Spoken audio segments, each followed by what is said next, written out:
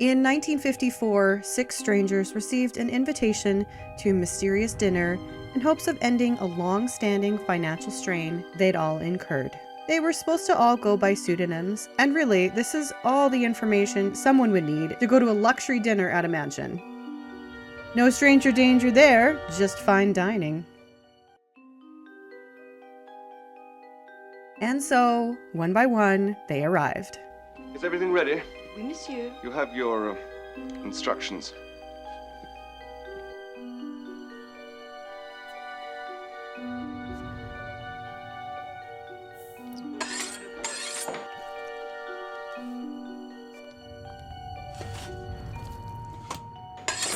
Everything all right, Mrs. Ho? Dinner will be ready at 7:30. Colonel Mustard was the first, a stout and stern man. Wadsworth, the butler, tells Yvette, the maid, to give him anything. Within reason, that is. Next to arrive, Mrs. White, looking pale and tragic, who seemed to know Yvette, the maid. I see you know each other.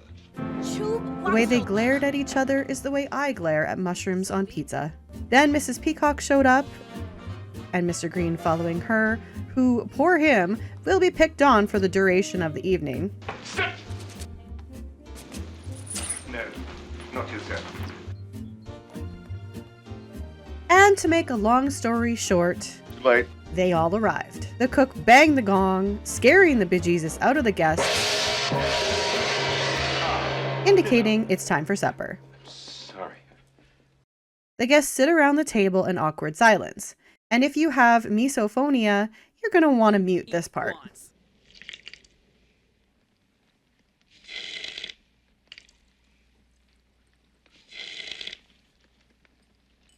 They begin to talk during dinner, trying to get an idea of what's going out without saying too much. This is one of my favorite recipes. I know, madam.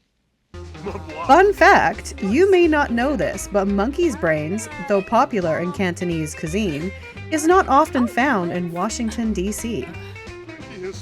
But then another guest arrives. Tall, dark, and angry. Flippant to the guests and annoyed with Wadsworth. He is revealed as the host, Mr. Body.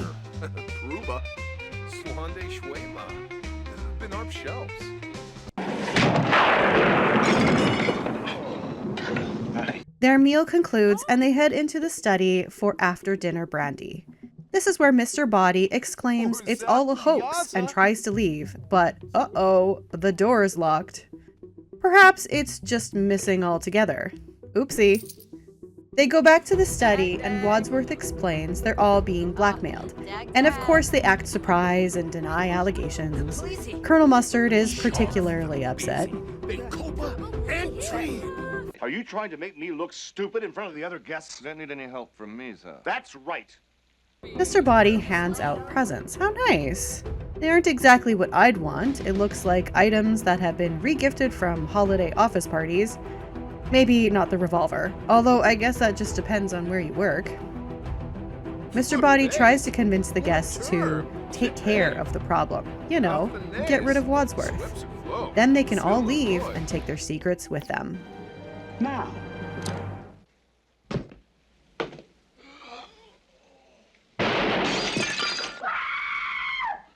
When the lights come back on, Mr. Body is just a body. And this causes panic. Perfectly understandable. One minute you're enjoying an exotic meal with new friends, and the next, you're trapped in a house with a killer. Mr. Green suggests that maybe he was poisoned, and instead of diffusing the situation, it makes things way worse. But don't worry, he's got it under control. Sit down, Miss. I had to stop her from screaming. After a short while, they realize that there are other people in the house.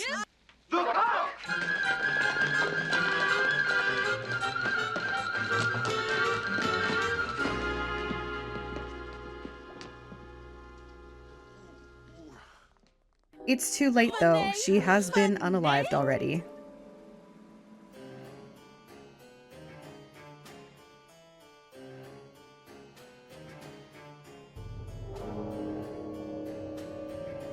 wasn't that bad. How can you make jokes at a time like this?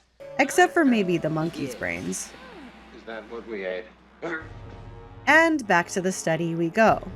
There is absolutely no confusion about one thing here. One thing? These people are getting their daily steps in. Good for them.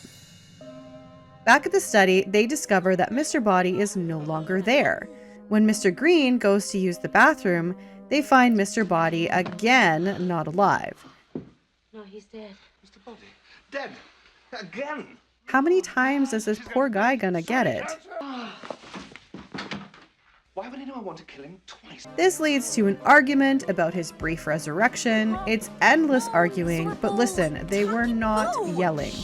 None of them were screaming or shouting. I'm shouting! I'm shouting! I'm shouting! Okay, he was shouting. After some rational discussion, they lock all the weapons away in a cupboard and decide to throw away the key. There, that ought to do it. There's no possible way any of them could get hurt now. But oh no, there's someone at the door. They take him to the lounge to use their phone and lock him in. I'm sure he'll be fine. Colonel Mustard asks if there's anyone else in the house, because none of them could possibly have committed these heinous acts, so there has to be someone else here. Just give me a clear answer. Certainly. What was the question? Is there anybody else in the house? No! He suggests they split up and look for this party crasher.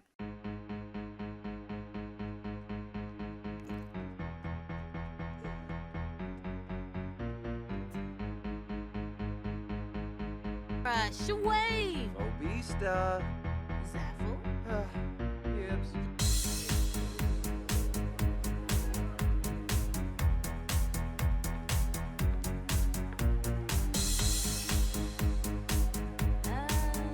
Arbazarsh. Yes. Give Lenore! In a base! Birthday! Gone? I'll be right behind you. That's why I'm nervous. Then we go together.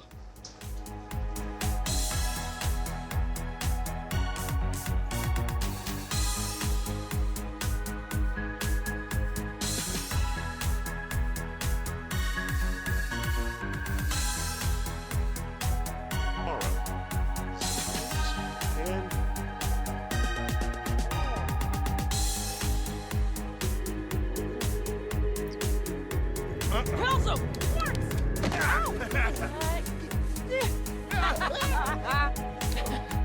Creeper, huh? After going through a secret passageway, Mustard and Scarlet find the guest they locked in the lounge has been deleted from the game. No one saw that coming. They're panicked, locked in a room with a body, so Yvette uses the revolver to shoot open the lock. We're doing our best. Come out!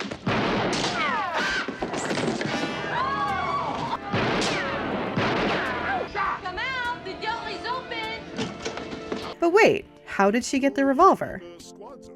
I think I would break it open, but it was open already. It's just one thing after another. I'd feel bad for them if they hadn't been murdering each other. But Mustard, exhausted from all the hard work and searching, which he suggested by the way, says that he can't take any more scares. I can't take And any then- more scares.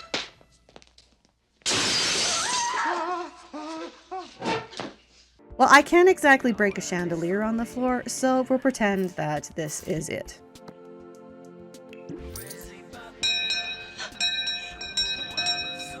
Maybe they'll just go away. They answer the doorbell of doom, and it's a cop. Oh good, the police are here to clear things up.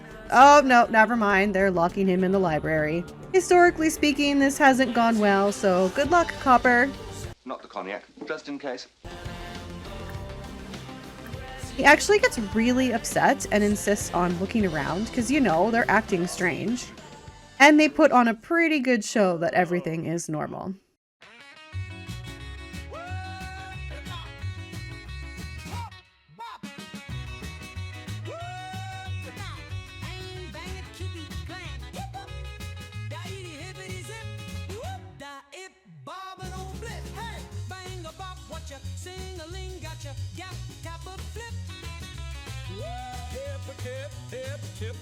Clue the groom. Deesh.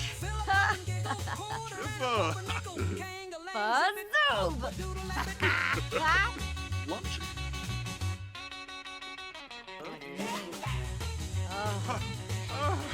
Rig. But after he's convinced it's fine, they lock him back up and continue to search the house.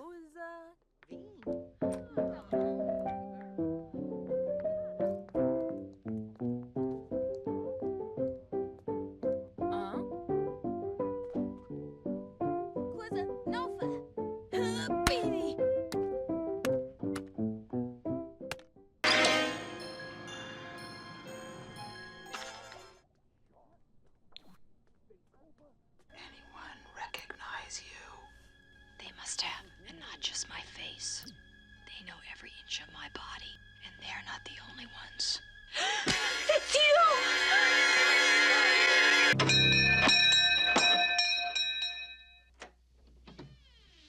I am your singing telegram.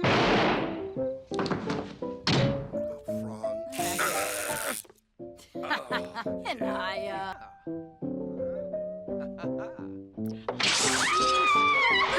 What's this? Another door?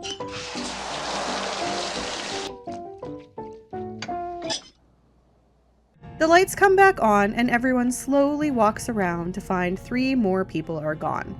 That's 6 altogether now. This is getting serious. I don't think they can take much more of this. And they don't have to because... Very well. I know who did it. You do? To solve this one, folks, we'll have to start all the way at the beginning when one by one, everyone arrived. They had dinner and talked civilly, they slurped soup, and to make a long story short, Too late. we ended up with our first body, Mr. Body, who only pretended to be gone.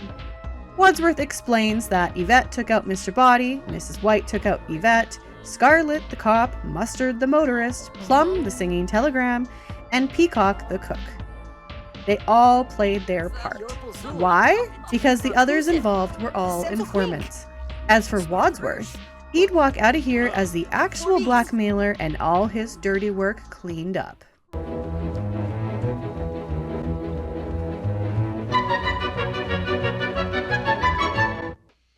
Very well. I know who did it. You do?